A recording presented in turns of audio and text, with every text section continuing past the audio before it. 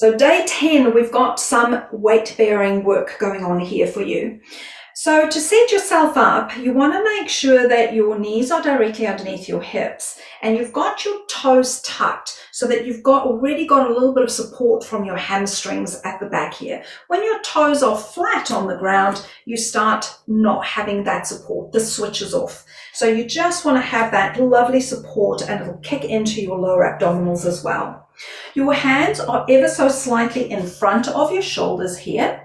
And we're going to imagine that we can push the arms out towards the side as if you're in a door frame, so we can get this lovely curve coming through the lower back, the support in the upper back, and then push the tongue into the roof of the mouth to get the length right through the neck. So we're going to start warming up the wrists here. So we're going to rock backwards and forwards so that you unload your wrist and you're stretching your sitting bones apart, and then you're going to load your wrists as you come forward. So we're going to try and stay up. When you come forward, don't let your body drop and the shoulder blades poke up towards the ceiling. There we go. Inhale back. Exhale, slide the armpits down, but stay high over your arms. One more time, and then find the middle. Now we're going to go side to side because we often have to shift our weight to get a leg or an arm out. So we're going to just shift from side to side. You might even feel a little bit of a hip stretch going on there. Just keep coming side to side. Beautiful. Find your way into the middle. And now we're going to make a circle of your favorite color as you go around.